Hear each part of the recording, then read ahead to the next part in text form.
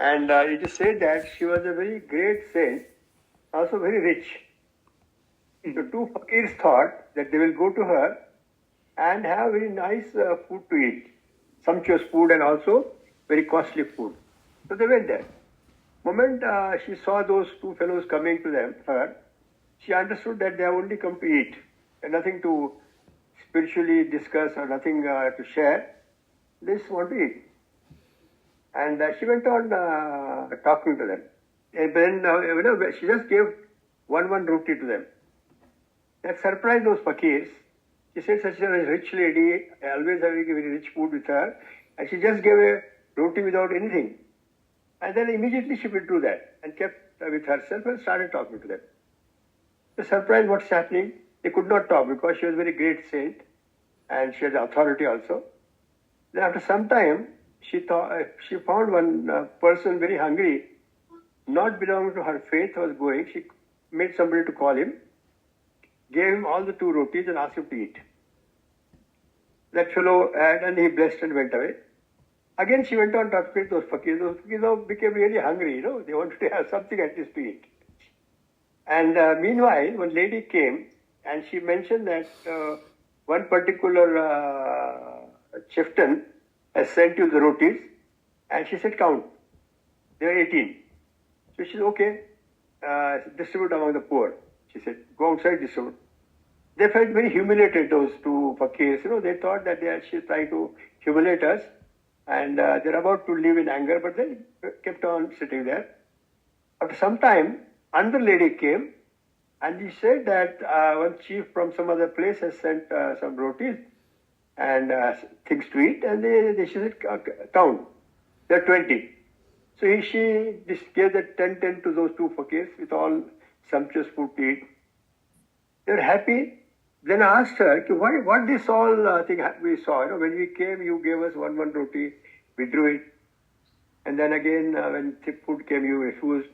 And now you are given 10 to us. He said, look, you only came to eat. You had nothing else to do with me. If I had given only one roti to you, you would have not been very happy. You had come with the expectation to have sumptuous and more good meal. So I was waiting to increase my food. I had only two rotis. I want to increase it. And the best way to increase was to offer in dhan to somebody. I offer to somebody so that it increases. And the best I found was a person who was really hungry. He was in need of a food. Irrespective of what faith he belonged, all that he wanted was the food, and he was praying the God. And that reached me, so I gave him the food, so he was happy. In return, God must give me justice. They say somewhere in the Quran it is written that ek ke badle 10 deta hai. That is, he gives, if you give one, he gives 10 to you. So when they saw 18, maybe superstition what it is, but then she said it is not sent by God, it is sent by Shaitan, don't give it to him. And when 20 came, 10 each, she thought, yes, it has come from the right source. I give to them. So they say, even in our books written by Madhavji Manubha Potar, it is said that Maharashtra said him that the materially, if you want to think materially, the fastest way to become rich is to give dhan. And within 15 days, they say Panchang, it has a 1 month, we call 1 mass, 1 month. Within 15 days of that, you will get it in return, provided that is given near hetu. There is no hetu behind that. It is not given to a person who to please him or to have, have your praise. And if you give to needy, then, but if you give to a fellow and then if he uses it against somebody, that means you are a partner to that particular act. So you have to be very careful while giving the dhan, selecting the person. But they say even if you make a decision to give, then it is enough. That starts working. One has to ask his spouse and find out how much you want to give, and just keep on giving. Maybe it's not necessary, it's not necessarily sort of a particular amount, X amount or Y amount, or maybe huge amount or less amount. It is between you and God. That is a big dhan. The tapa, of course, we all know, has been described. So these are the things, described by every religion. These are the basis of every religion. The beauty that she has revealed it in a very small form. And it must appeal to everybody. When you talk about fivefold path, when you talk about yajna, dana, tapa, karma in their language, suppose if you talk to in the Arabic language, I would call it Qurbani. And Musa Paigambar used to do Qurbani in fire to purify. And before that also those whosoever there. Now, then it was stopped because people started animals and flesh into it. Then same thing happened to us also, no, where it has excesses. Then second was zakat is done. We call it zakat. Then mujahida is tap. Mujahid is a word used for people who wrongly doing certain things. But actually mujahida is one who have tried to do control of their body, mind. So they are mujahids. So mujahida is a tapacharan. Similarly, we have got a meditation, this Good Samaritan and all. And third comes the karma, law of karma. Everywhere you find Good Samaritan, law of karma here. Amal they call in Arabic language. Amal. If you tell somebody that, are you doing zakat? Are you doing amal? Are you doing sort of a baju? So they will say, yes, I am doing it. And it is as good as doing panchana. And last they say, Swadhyaya is they say, we call them Adam Khuda nahi, Khuda ke noor se juda nahi. That is, they say, human being is not God, but he is always in the light of the God. That is Dvait Sampradaya, what you call in our philosophy in India.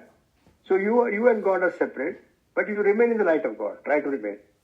That is that philosophy. But that is what we say that, here there's a fire is again, Maharashtra said that Ami Agni Swarup Dharan Karave.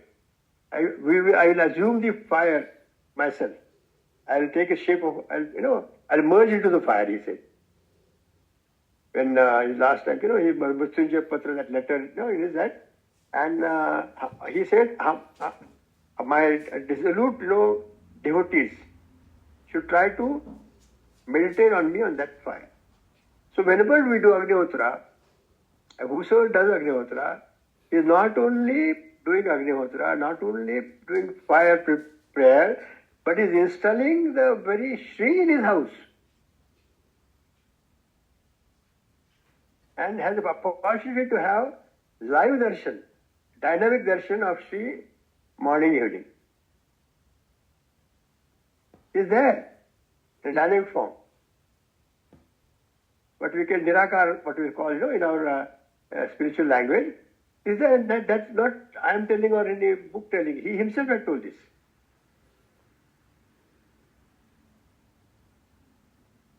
This is the beauty of fivefold. Basic principles. On that basis, there are many shoots came, many thinking came, many philosophies came, but everywhere the roots are fivefold. You'll find it comes to somewhere to one of these five principles. There won't be any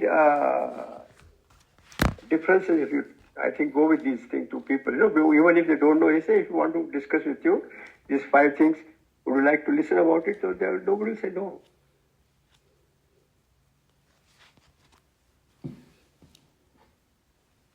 Mm-hmm.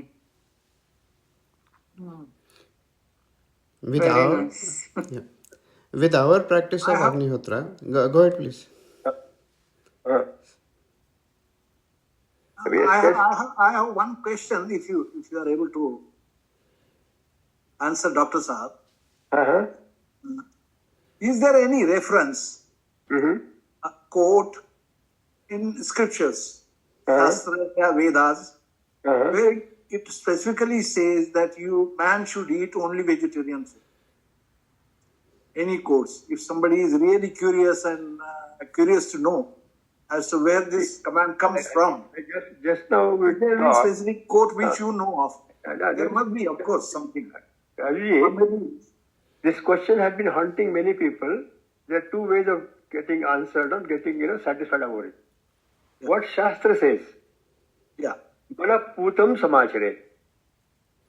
Whatever your mind, if you are following the right path, Asatya Dharma, whatever your mind says you do that, go ahead and do it. Nothing is wrong. I would say that eating meat is a very bad thing, or I would not say that eating meat is a good thing. Follow your mind. That's one way of thinking about it. Second way, that whether scriptures write about it or not, let us discuss why there is a taboo, or why there is so-called questions raised, and a lot of noise made about somebody eating flesh and sort of way of somebody eating non-vegetarian food. The non-vegetarian food, basically, your Maharashi also didn't like people, or insisted people to have vegetarian diet. Reason being that we are not only performing Agnihotra for the sake of performing some ritual. We should enjoy all the benefits of that great thing that has been revealed. It was lost into God knows where. So he revealed it to Lord Parashurama and gave it to us in a very simple form to benefit us and have more sort of a progress, spiritual and material both. So, the moment we do, why do we do yajna? Yajna is the purification of body and mind. Eating meat increases Rajoguna. Man has got tried to three sort of elements in his mind. One is a sattva, that is sort of a simple, spiritual, truthful. Second is Rajoguna, that means he would like to ride over the others. He would like to dictate others. He would always say that my point is correct. And third is the Tamoguna. He will be always in fighting. So he said, what he is talking is nonsense. I don't accept it.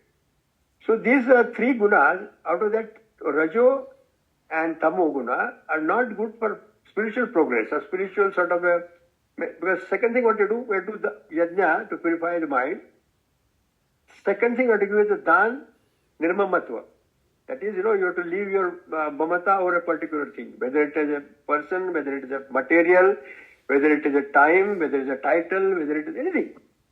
Leave your mamata, leave your sort of affiliation, attachment over a particular thing.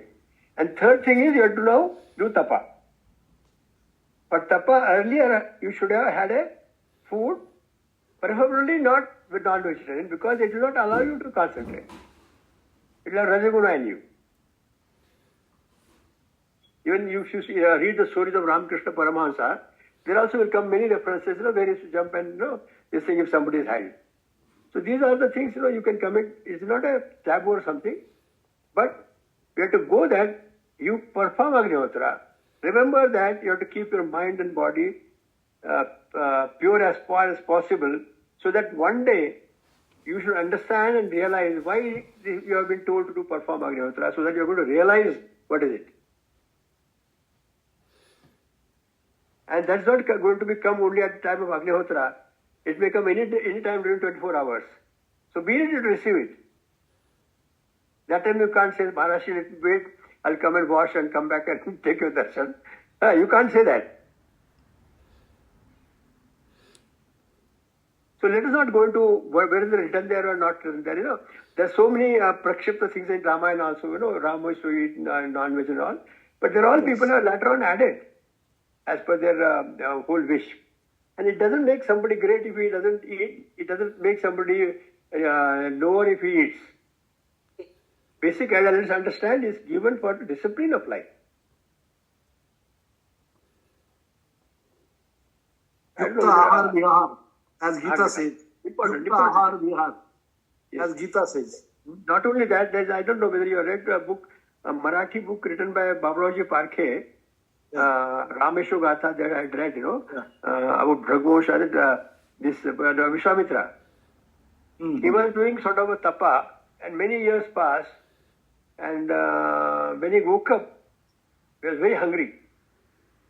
And he found that there had been a famine for about years. And there's not even a single grain available to eat. And there he finds that there's a dead dog's leg was there. And he had nothing else to eat rather than this dead dog's leg. So he took it. When he was about to eat, he found some black clouds came in the sky. He said, yes, I can sustain it for some more time. There's going to be rain and going to food again. So these are subtle messages are given everywhere,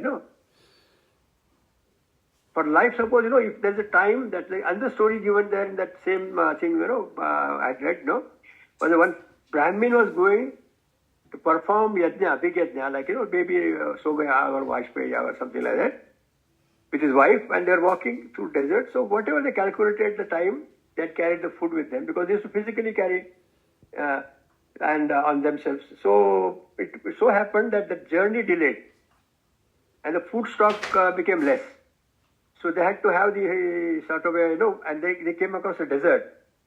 And time came that they had no food to eat. So they're still walking because they had to do the duty of performing yajna at that particular city. So when they're walking, so when he saw that that Brahmin fellow saw that one city was approaching and there's an elephant. And the servant of the elephant, Mahut, was feeding the elephant and he was also eating through the same bucket. What do you know about the grains? So he went there and he requested that Mahut that, look, I am a Brahmin, I am going to perform yajna in the next city. I did not have food for more than a week or so. Can you offer me something? He said, look, have seen if I give you food, because this food has been eaten by elephant, also eaten by me, partly. But he said, no, I want to survive because I have a duty to perform. He said, okay, then you should join me. He said, join me and elephant. So he also joined, had a food, Then he asked something for wife. So they gave for the wife. Then Mahut, what happened? He drank water and gave water to that fellow. He said, no, I won't take it. He said, why? Because it will be sin if I take your that water you drunk by you. He said, look, this fellow, we just had a food with me, an elephant, and now you are trying to tell me, do you think you can't have water from me? He said, that time I took because I wanted to survive. I have survived now. I can still sustain for one more day, reach there and follow my dharma. So it's a very subtle thing, whether you should eat, not eat. Yeah. It's not going to those things, but what you should insist people that you try to be pure. Understand what is fivefold path. The very first principle of fivefold path is to be pure. Aim. First Purity. goal. So this question doesn't arise. What should I eat and what should I not eat? And मन पूछो समाचार अब उसमें प्याज खाऊंगा क्या लहसुन खाऊंगा क्या so all those let's not become mad after it. Let your mind decide that what I'm doing is what I'm doing, having a sort of a simple food. It doesn't disturb my tapasya, it doesn't disturb my sort of a being with you 24 hours.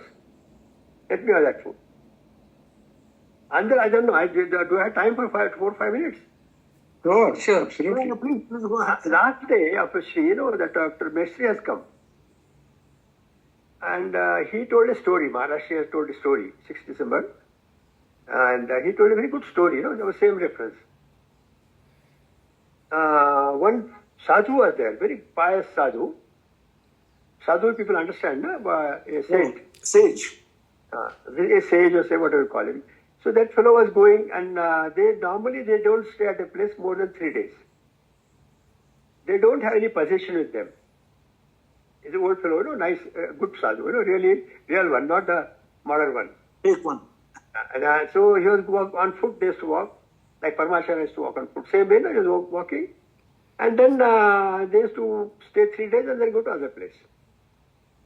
They will not take diksha from the same person every day. So many names are there. Maharashtra had done that all. After Upanayan, Maharashtra had followed all these things, And they take that whole diksha and they should dip his jholi into water, flowing water. And after pressing out the water, whatever remaining is to show Naivedya and eat it. So that doesn't have a taste. You should not have mamata that particular lady is going to give me a good food, so let me go to her house. So there's he has practiced it also. If you read the life of Shri also. Anyway, I'm diverting. So this sadhu, used to go every place and he used to have one small, he had a small, he didn't have even a Bhiksha Patra. Karutala Shaya, Karutala Bhiksha. He was a real sadhu. He used to sleep under tree or perhaps taking a stone for a pillow, and he doesn't have any bhikshapatra also. That is a position. So people, and then Varsha was, that is 3 months of rainy season, he would stay in one place, and if people called him, he would go to their house, have one meal in a day, and whatever they offered, he used to eat it. But he never go and ask food for anybody. So he went to a village where there was a Seth, then sort of a shopkeeper you call it, or a big merchant you can call it. So that merchant also is a pious fellow, and he always take care of the saints coming, sadhus coming to that place. So he called him for food. So he came. When he came, he made sure that he was offered food in a silver sort of a plate, big plate. So whatever food was made, nice food offered. That saint came, he had a sumptuous meal, and then he had not taken even any offering from anybody, even if it was given to him at that time. And that day, what happened? He took that silver vessel along with him and left. Merchant was very happy because he said, such a pious man has not taken a naya paisa from anybody, not a single, any coin from anybody. This fellow is taking my vessel. I'm sure I'm going to gain so many things now in my life, because of this. He kept quiet. This fellow went to his wherever he was staying, and after some time he realized, how come I got this silver vessel in my place? He's a surprise. Then remembered that I had gone for a food. So he walked back to the vessel to that merchant's house and told him that, look, whole life I never thought that I must commit a theft. Today, I committed a theft. Why did you call me? That he said. With what intentions you called me? I gave me food. He said, no, sir. I've been requesting, inviting all people who came to my village, and same way I invited. I had no other intention. He said, fine. Check up, he said, to your wife. But where did the food come? So he went inside, asked wife. She said, yes, I had taken bath. I cooked myself. He said, no, go and ask. Where from material came? Then wife told, everything I used, what was available in the house, except rice was not available. So I brought it from the bazaar, market. So went to market and asked that person who supplied the rice. And that fellow said, I had a rice that night, earlier night given by some fellows, who was stolen, and that stolen rice was given to that shopkeeper. Shopkeeper that sent that rice to merchant's house. That rice was cooked and fed to this sadhu, and it had an effect that he had committed a theft. Imagine what we must be eating. So basic idea is, when Rajuji said Ahar Vihar, I remembered the story. So you should not have these questions at all. So if somebody asks you, forget, he said, no, don't forget what vegetarian, non-vegetarian. Remember your first principle of 5-fold fast, you have to purify yourself. Now you do how you purify, you decide.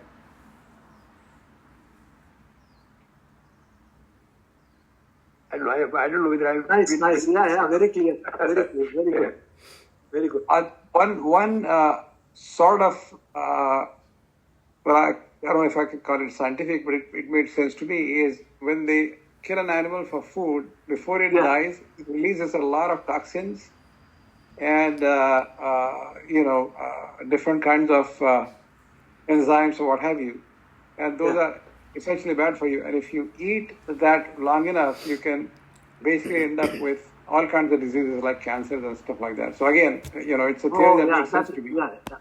That is scientific explanation. Yeah. Because in a world full of people eating non-veg food and liking it, there's no discussion to all those food habits and all. It's an individual thing, Paraputam Samacharya.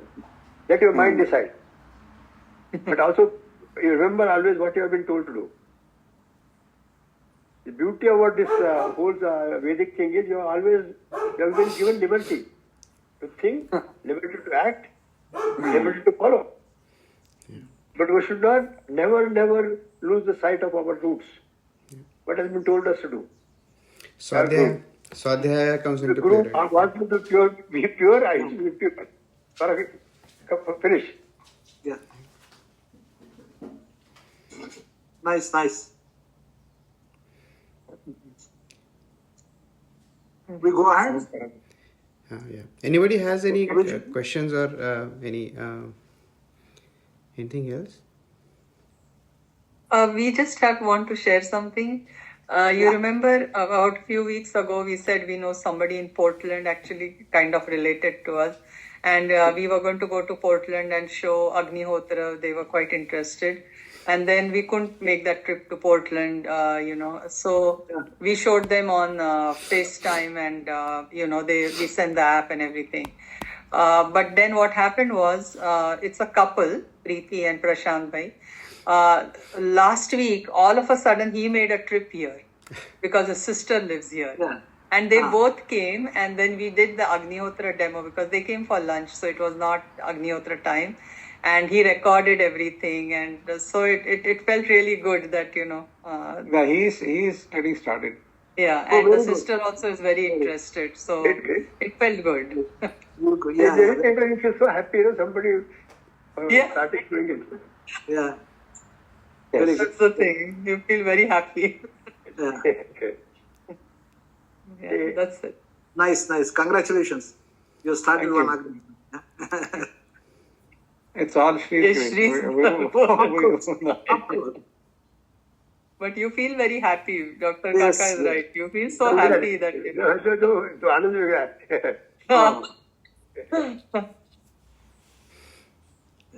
Home झाला तेच सुरुवातीलाच केला त्यांनी पुणेरी पण वाचलं. आता what is next, Abhijit? So